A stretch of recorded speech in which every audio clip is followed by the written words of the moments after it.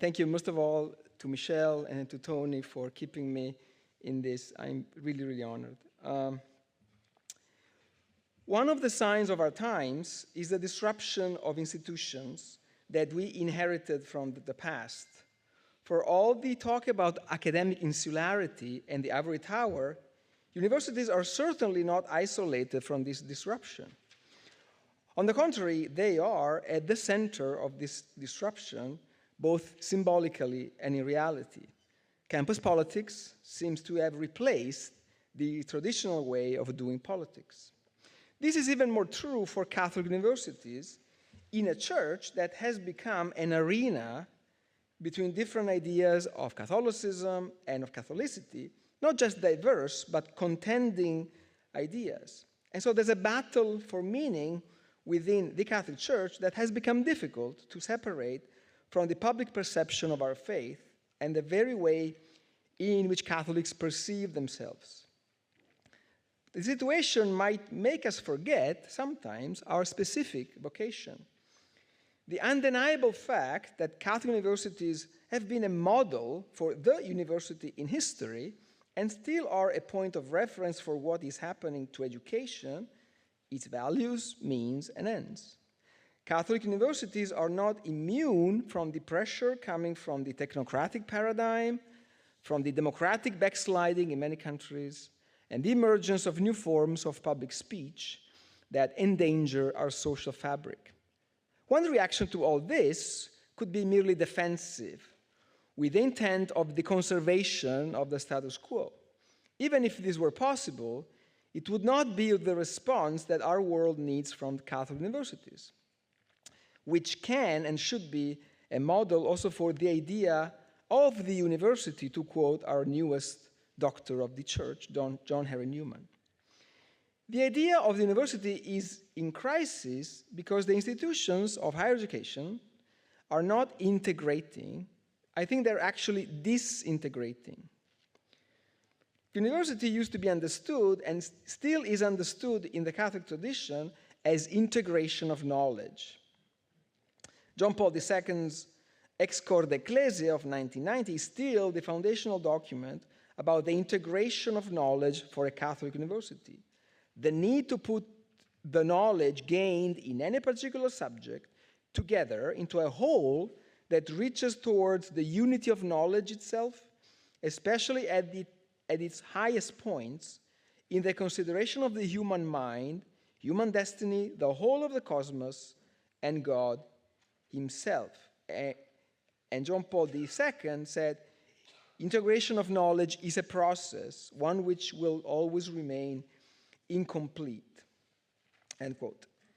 This is what makes the idea of a Catholic university and the idea of its work on reality an integral project. And let me be clear here, integral not as in integralism, but as in integrity and integration. A failure in integration means for the university the danger of disintegration, and not just of its outputs.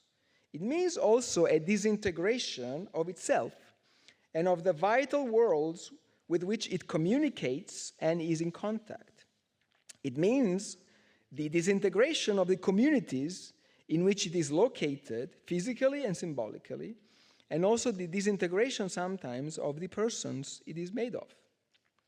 Integration means integration of knowledge, but also integration of the human person with itself, with others, with the church, and with God. Catholic universities are a unique place for that, I think, especially at a time of disintegration of the human person from itself, from others, and from God. Integration was a major theme of Pope Francis' pontificate. Speaking on April the 4th, 2017, to participants in a conference hosted by the Dicastery for Promoting Integral Human Development, Francis said that, in considering social integration, quote, we must remember that everyone has a contribution to offer to the whole of society. No one is excluded from making something for the good of all. This is both a right and a duty, end quote. Francis addressed the role of Catholic colleges and universities several times, and especially in his landmark September 2022 address to the conference on initiatives in refugee and migrant education, which gave, I think, the most important impulse to our conference here. Francis said, quote, "For it is not enough simply to welcome migrants. They must be welcomed, accompanied, promoted, and integrated. 4 steps: welcomed, accompanied, promoted, and integrated." End quote. Francis confirmed the schools and universities as, quote, privileged environments, not only for instruction, but also for encounter and integration, end quote. And Francis called Catholic universities to a specific task. Quote, "Catholic institutions of higher learning are called to educate their own students, who will be tomorrow administrators, entrepreneurs, and cultural leaders, to a clearer understanding of the phenomenon of migration within a perspective of justice, global responsibility, and communion in diversity," end quote. So universities have a crucial role in pursuing this integration of knowledge and of persons. At this particular time, our calling, our vocation in response to the signs of the times, to quote Gaudium et Spes, is to work for the integration of migrants, refugees, displaced persons, or victims of trafficking. It's hard to expect this world to come from others if Catholic universities do not lead in this effort. This work of integration of knowledge and of persons can come from the integration of the 4 core pillars that this conference has chosen: teaching, research, service, and advocacy. These 4 pillars, grounded in collaboration and action, can unite universities, NGOs, and communities worldwide in creating a more just and inclusive future. This action is not just what the world needs and expects from us, but also what corresponds to the original calling of the Catholic universities, and I think of the gospel.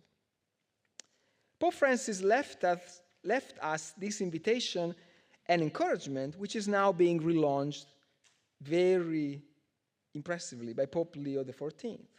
On September the 12th, Pope Leo said in his video message on the occasion to the presentation of the candidacy of the project Gestures of Welcome to the UNESCO list of intangible cultural heritage, quote, "Just as Pope Francis opposed the globalization of indifference with the culture of encounter, so today I would like for us together to begin to oppose the globalization of powerlessness with a culture of reconciliation.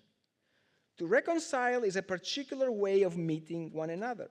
Today, we must meet each other by healing our wounds, forgiving each other for the evil we have done, and also that we have not done, but whose effects we bear. So much fear, so many prejudices, so many great walls, even invisible ones, that are between us and between our peoples as consequences of a wounded history.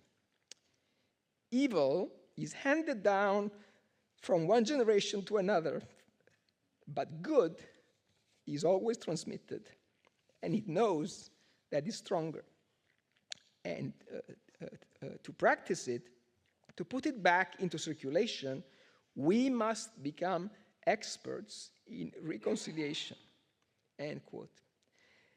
To conclude, this moment of disruption in higher education could lead us to indulge in the well-known laments on the marginalization of the humanities, of the Catholic mission, and even worse, I think, to call theology for an abandonment of academic institutions altogether, for the choice to recreate separate spaces where the Catholic mission can flourish magically.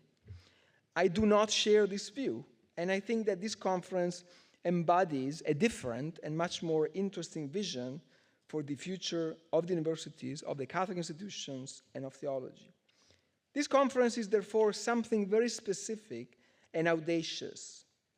It is a now rare and courageous act of faith in the universities as place of integration, of knowledge, but also of the human person and of persons, and a reintegration for the university itself, with this opportunity to become centers for a global action plan on migration and refugee issues. Finally, this conference is a very important moment to me, a very important moment of theology of hope in action. Thank you very much.